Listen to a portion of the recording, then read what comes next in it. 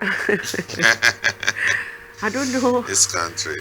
why Nigerians, so why some Nigerians would, how some Nigerians would see these protesters. Because right now, I don't know the amount of English President Tinubu is going to speak that is going to sink into the mind of anyone buying fuel at 617 naira with that prior plan to mitigate or plan at least ahead of this is what's going to happen. I don't know how this English is going to situate in the minds of several millions now, Niger, but you are a management professional here. Would like you to give us maybe there's an aspect of this you can speak on that may have to psychologically cushion the effects of what what this has done to Nigeria, maybe in line with the protesters. That is. Okay, thank you. Let me start by saying that we're a country that is said to be developing. Yeah. Because people want to run away from saying that Nigeria is underdeveloped. So, or underdeveloping. But we say we're a developing nation. And as a developing nation, we have our own peculiarities. If you look at the issue of the Human Development Index in Nigeria, you will see that everything is looking south. Whether it is inflation or unemployment or poverty and all of that. And then it will appear that the removal of subsidy has worsened the matter, because with the removal of subsidy came increase in fuel prices and of course increases in other commodities and products in the country. Now, so Nigerians are said to be suffering, and it is true, everybody is feeling it. Even government is complaining. But then, I think that there is something called, in change management, there is something called planned change and unplanned change. Okay.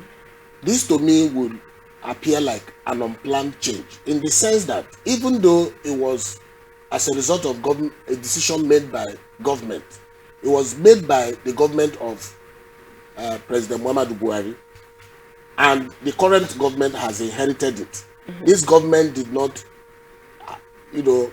per se, initiate this change in prices. It was the announcement, the statement made by the president in his inaugural speech, that because of what he has inherited, in other words, that provision was not made for subsidy removal, that he's now announcing to us that subsidy is gone. And then the next day, or even the same day, petroleum marketers jacked their prices up and all of that. And then while we are trying to come out of that, 2 days ago, the NNPC Limited came up with another price regime and all of that, and people are shouting. Now, and then we have now seen people going to protest in support of the president. I would say that that is not what we need now. We have been seeing people do these kinds of protests in the past, and it didn't solve anything. We have seen people make statements, bogus statements and claims, just like the young man who is organizer of this protest has made, that blah blah blah prosperity and all. I don't believe in those things. What we need now is that, as a people, I believe that before the elections, during the campaigns, it dawned on us somehow as a people, and I listening to the aspirants at that time, there was some kind of consensus around subsidy removal. Yes, there is. Yes. But where we disagree or seem to disagree is on the how of subsidy removal. Now, to get to that how that takes us to the kind of outcomes that we desire, we need to create deliberative spaces. When you say as a country, as a people. Okay, not the president. Even from the president. Okay. The president, the governors, the community leaders, academia, everybody somehow needs to be given platform, including this platform that you have given to us now, where Nigerians can begin to discuss the way out of this situation. It's not going to be by carrying placards. It's not going to be by noise making. It's going to be by people wearing their thinking caps. It's going to be by development economists coming up with models that will enable us as a people see how we can get out of this. So this is not the first time that the world will be in crisis. We are just coming out of COVID pandemic. Yeah, there was the World War II that caused a lot of crisis all over the world. It took people thinking and coming up with workable solutions for the world to recover from those crises. We can also recover from this if we think more creatively and more strategically. And what is important is the message and messaging of government. Because what I see is that the kind of messages that are being put out, including the protests, is not the kind of message that you should give to Nigerians at a time like this.